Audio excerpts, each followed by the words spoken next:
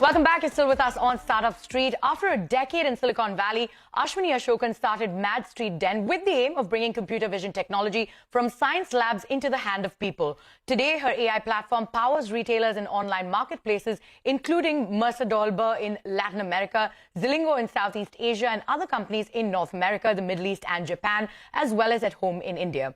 On the sidelines of the TiE Delhi-NCR's I-Day, my colleague Aishwarya Anand caught up with Asokan to discuss the big AI and SaaS opportunities in India and how the world sees women in technology. Take a look. One of the first reasons why we chose to move back and build out of Chennai and India was obviously the talent, top of the mind.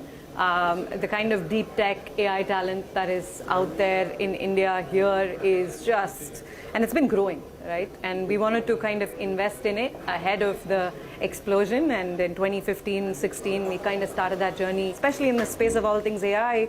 Companies have been going from all things offline to becoming digital to becoming what we call AI native, right? So we don't think life in the next decade is just about being digital native. We think it's about being AI native, and it's absolutely buzzing here in India, and no reason for us not to kind of continue to double down and invest here. Correct. So I wanted to understand that where do you see India in the race for AI, and where do you see the sector in the next 10 years, and what are the key trends that you see emerging in 2022? I do think that there is a bit of a leapfrogging going on, which I think is kind of the first theme that we are noticing being in the AI business.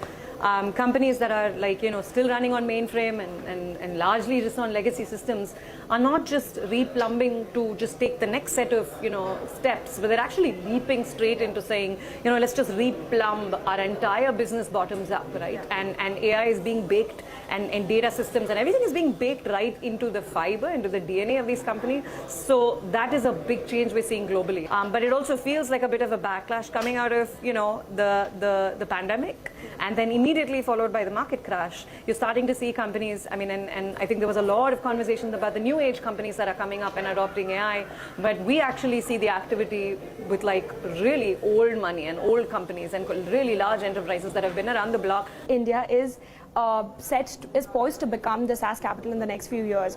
So I want to understand that, what is enabling these Indian SaaS companies to build in India for the world? I do think that talent is one of the biggest reasons why we've actually been able to turn this from a services to a product. There's a bit of a DNA change that we had to do there, but I think we very successfully did it over the last decade. That's the first thing. Second thing is operational cost. It is ridiculously expensive to maintain, build, and grow organizations globally, right? In many, many countries. And I think in India, whatever said and done, the operational cost is you can't even compare it to what it means to actually build an organization. And that's starting to add up. It's finally showing up today, right? I think, and that matters because at the end of the day, your gross margins end up being ridiculously better than what you get to see, if you had to, build it elsewhere versus India. So I do think cost structures are definitely favoring us, being able to build this out of India. And it's not like labor is cheap. It's not like people are cheap anymore. I don't know if you've been in the market today, but it is not easy to go out there and hire talent. So it's not like cheap talent. I think that perception has also changed, is that nobody's looking at it as just cheap talent or body problem. That's not how the SaaS industry or the enterprise industry is increasingly looking at India, and I think there's a big shift that's happened as well, right? When we started Mad Street then, and in 2016-17 we were hitting the market and there were no enterprise companies. I remember, sitting on sessions with Girish from Freshworks, and us talking about, hey, enterprise, there aren't established playbooks for how you're going to sell sitting out of, your founder sitting out here in Chennai. And today we are close to 18 unicorns in India. Yeah, unicorn or no unicorn, I think it's one of those things where, there's a lot of money being made, and a lot of new playbooks being made, and that is pretty much setting the stage for what's coming in the next decade. Now that we're talking about funding, you've also won the hat of an angel investor now. You've invested in Signal, you've invested in Next Billion AI. So what is it that you look for in a startup when you're investing, and what kind of startups are you looking for to invest next into?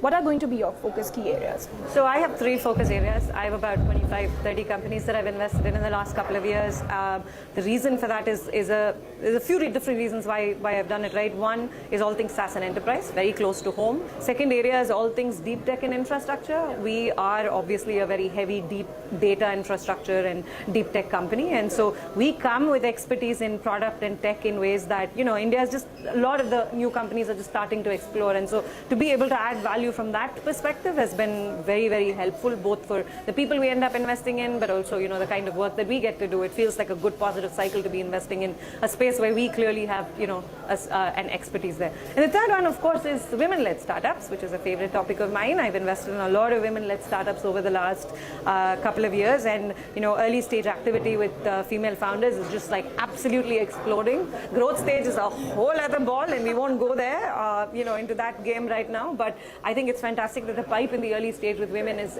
really exploded, and so these are the three areas where I invest in. And with that, it is a wrap on this edition of Startup Street. More news and updates coming up on the other side. Stay tuned.